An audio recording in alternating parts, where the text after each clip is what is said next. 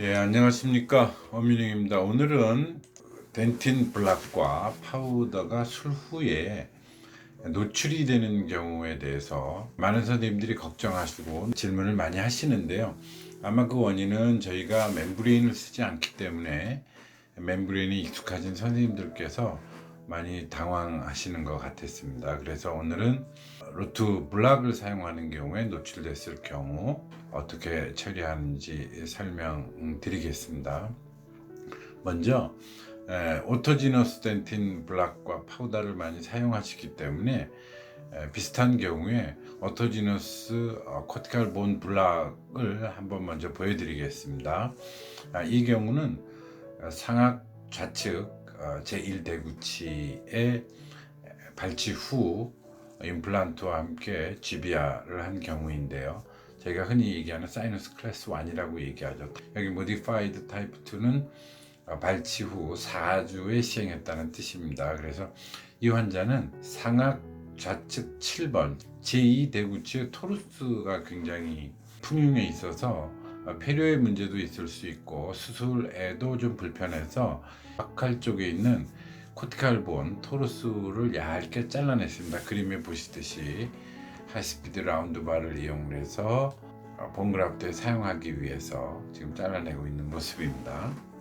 그리고 실제 제1대구치 부위에는 세프탈본의 프레퍼레이션을 하고 남아있는 그래듈레이션이 보이죠. 그 다음에 소켓 프리저베이션 또는 GBR은 몰더블 덴틴 파우더, 물론 이제 BMP를 많이 사용합니다만 BMP가 코팅된 몰더블 덴틴 파우더로 소켓 프리저베이션을 하고 제2대구치 부위 협축 부위에 있던 얇게 잘라낸 코티칼 본을 마크로 포화를 이렇게 만든 다음에 박칼월 흡수를 막기 위해서 이렇게 캐핑을 해서 본그라프트를 합니다. 물론 팔라탈까지 할 필요는 없고요. 이게 이제 잘라낸 코티칼 본이고요. 여기에 마크로포와 라운드 바로 많은 구멍을 내서 블러드 서플라이를 좋게 한 다음에 블러드 서플라이를 용이하게 한 다음에, 왜냐하면 크리핑 서브스티튜션 즉 녹으면서 뼈가 되기 위해서는 블러드 서플라이가 필수적이죠. 그래서 이렇게 협측 소켓 월이 흡수되지 않도록 이렇게 커버했습니다. 사진에 보시면 이렇게 팔라탈 루트가 보이시고 덴틴 파우더로 캐핑한 에어리아가 보이면서 여기도 박칼 루트 쪽에 덴틴 파우더가 이식되어 있고 그 위로 이렇게 코티칼 본이 잘 안착되어 있는 모습을 볼 수가 있습니다. 네거티브 이미지에서도 잘 보이시죠? 이게 수술 후 2주입니다. 수술 후 2주 후에 약간 수처가 벌어지면서 임플란트 카바스크루를 기준으로 해서 세컨다리 힐링이 잘 되고 있습니다. 누누이 말씀드린 대로 오픈된다 하더라도 또는 어프록시메이션 시처를 한다 하더라도 발치와 힐링과 동일하게 치유됩니다라고 말씀드렸죠. 근데 여기 보시면 약 2개의 덴틴 파티클이 보입니다. 특징적인 것은 이렇게 익스포저 되는 경우에는 염증을 불러일으키는 게 당연하지만 자가치아인 경우 덴틴을 형성하는 콜라겐 타입과 알비올라 본 또는 진지바에서 형성되는 기본 매트릭스의 타입 1 콜라겐이 동일하기 때문에 매우 바이오 컴패터블합니다. 따라서 이렇게 노출된다 하더라도 염증 반응이 거의 없다라는 것이죠. 술 후 2주의 모습인데 약 6주, 4주가 더 지난 경우에 발치와처럼 힐링이 되면서 내추럴 힐링, 이 밑에는 덴틴 파우더가 있죠. 약간 볼륨 오버를 시킨 것 같은데 그 박칼 월 쪽에 넣은 토루스로 얻은 코티칼 플레이트가 노출되기 시작했습니다. 이렇게 노출된 부위는 제가 판단하기에는 지금 마크로 홀이 보이지 않는 것으로 봐서는 여기까지도 홀을 잘 형성했어야 되는데 홀을 형성하지 않음으로써 아마 그 호스트 사이트에서 블러드 서플라이가 부족해서 노출되지 않았나 싶습니다. 그래서 자가고림으로 염증 없는 연조직 내면으로 약 0.5mm 내지 1mm 정도의 세이프티 마진을 주고 잘라내서 이렇게 제거해 버렸습니다.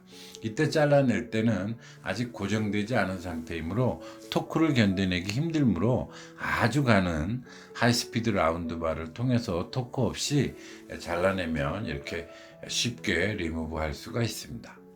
즉 이렇게 6주차에 리무브하고 또 4주를 기다렸더니 비록 온도는 약간 오픈됐지만 저희가 이식한 덴틴 파우더나 또는 자가골 이식, 자가골 코티칼 본이 세임 타입 콜라겐이므로 비록 노출된다 하더라도 자가골 힐링 또는 발치와 힐링과 동일하게 세컨더리 힐링을 매우 잘 하고 있음을 알 수가 있겠습니다. 잘라낸 코티칼 본이 카바스크루에 있던 부위 다 없어졌습니다. 그 사이에 이식된 덴틴 파우더는 익스트랙션 소켓 내에서 훌륭하게 누번을 형성하면서 라디오패시티가 증가한 모습을 볼 수 있겠습니다. 이 케이스를 정리해드리면 익스포저된 자가 코티칼 플레이트, 토크 없는 하이스피드 바로 리무브를 했더니 4주 후에 매우 잘 힐링된 모습을 볼 수가 있겠습니다.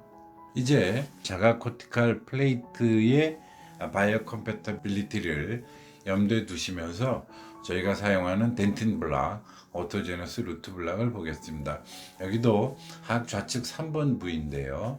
기존에 임플란트가 있고요. 발치하고 4주 후에 다시 열었더니 완전히 녹아버린 라비알 월을 알 수가 있어서 여기에 3번 부위로 충분한 길이의 임플란트를 심어서 초기 고정을 얻었습니다. 이제 이 라비알 쪽을 리페어 해야겠죠. 여기 포화가 보이시고요.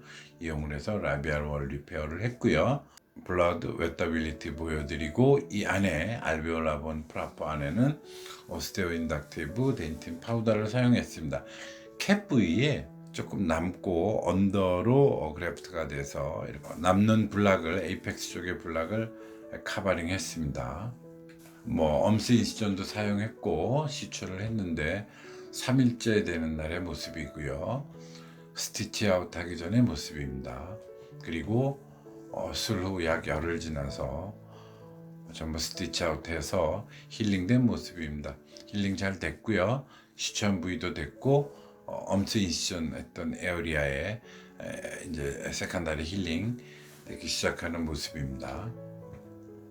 그리고 4개월 후에 완전히 힐링이 잘 돼 있는 부위에 이제 보철 수식을 위해서 세컨 서저리를 하기 위해서 힐링 어바트먼트 또 2주 후에 프로스테틱 어바트먼트를 넣는데 즉 세컨 서저리 후 3주 지나서 프로스테틱 어바트먼트 넣고 임프레션을 떴습니다만 여기 이렇게 바칼 쪽에 루트 블락이 밀려 나오고 있는 모습을 볼 수가 있습니다. 이때도 루트 블락이 나옴에도 불구하고 자가치아 코티칼 본 블락과 아주 동일하게 염증 반응 없이 서브티슈가 이 루트 덴틴 블락을 잘 밀어내고 있습니다. 좀 더 위에서 보신 모습이고 살짝 빼냈을 때의 모습입니다. 즉 이거는 그냥 그대로 밀려나는 전체의 루트 블락이 아니고 리모델링 페일러 된 부위이기 때문에 어디서 끊어진 것 같아서 살짝 집어냈더니 이렇게 나오기 시작했습니다. 그래서 리무브 했고요. 이게 전체 라비알 월을 리페어한 전체 블락이고 에이펙스 부위를 끊어서 임플란트 카바스크루 위에 캐핑을 한 것인데 아마 그 부위가 리모델링이 안 되고 카바스크루 위여서 블러드 서플라이가 부족했던 모양이죠. 그래서 밀려나온 모습입니다. 잘 밀어내고 소프트 티슈는 커다란 문제 없이 잘 힐링되어서 보철물 제작과 세팅에 별 문제 없이 잘 세팅을 하였습니다. 이번에는 상악 구치부의 루트 블락으로 소켓 전체를 리제너레이션 시킨 경우인데 10년 된 경우입니다. 아주 흥미로운 경우인데 보시죠. 10년 전 상악 좌측 6번 발치 후 팔라탈 월이 거의 없고 사이너스 플로어 한 3-4mm만 남겨져 있으며 플로어는 퍼포레이션 되어 있습니다. 바칼 월만 얇게 남아 있습니다. 여기도 타입 2로 4주 발치 후 4주 후에 염증 빠지기를 기다린 후에 플랩 열고 셉탈본에 임플란트를 심은 후 팔라탈 월 쪽과 메지오 디스탈 팔라탈 월을 루트 블락으로 리페어했습니다.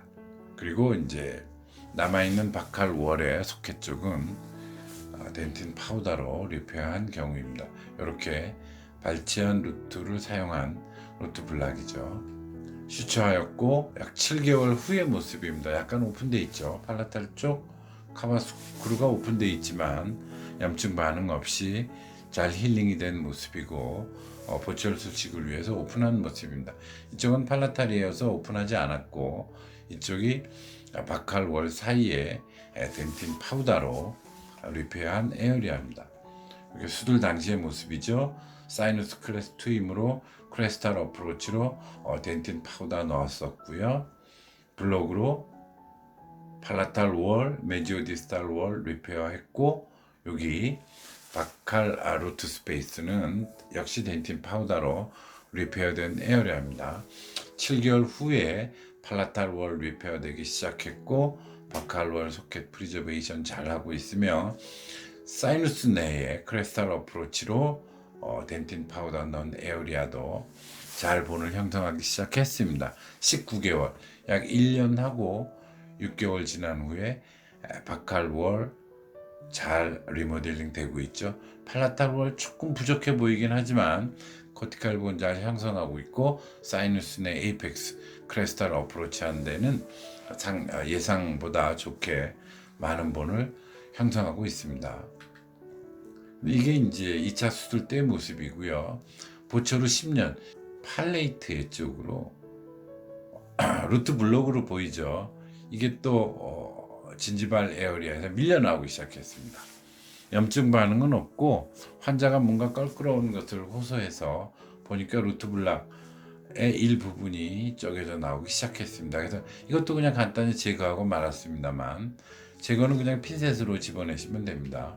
실제로 사진을 보시면 OP 때 사진이고 10년 지나서 봤더니 바칼 월 그대로 유지하고 있는데 팔라탈 월에 지금 여기 한 1mm에 해당하는 부분이 리모델링이 덜 됐던 것으로 보입니다. 그래서 리모델링이 덜 된 부위가 계속적인 오클루잘 포스에 의해서 새로운 뼈로 형성되는 걸 실패하고 계속 단절된 다음에 포린 바디로 계속 밀려 나오고 있는 모습으로 보였습니다. 이게 팔라탈 진지바 바깥으로 밀려 나온 게 보였고 그냥 핀셋으로 저희가 드러냈죠. 결국 아무 문제 없이 리모델링은 일부분 실패했지만 즉 염증 반응 없이 제거 후 환자는 잘 쓰고 있습니다.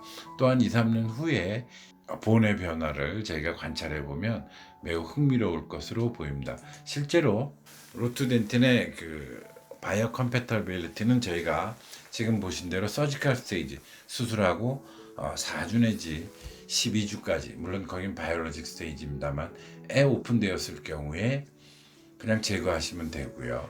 잘라내거나 세그멘탈라이제이션 돼 있으면 제거하시면 되고 12주 내에 리모델링 스테이지에서 만약에 문제가 있으면 또 역시 제거하시면 됩니다. 그리고 지금 이 경우처럼 약 10년 지나서 잘 보철물을 사용하다가 크리핑 서브스티튜션에 일부 실패할 경우 즉 리모델링이 안 된다는 얘기인데 안 되는 부위는 바이오 컴패터블함으로 모든 경우에 있어 염증 반응 없이 잘 밀려 나오니까 그냥 제거하시면 됩니다. 이때 제거도 특별한 경우가 아니면 잘라낼 필요 없이 핀셋 등으로 잘 집어내시면 될 것 같습니다. 다음 시간에는 블록에 이어서 파우더가 노출됐을 경우 또는 보일 경우 어떻게 하는지 이어서 소개해 드리도록 하겠습니다. 감사합니다. 엄민영이었습니다.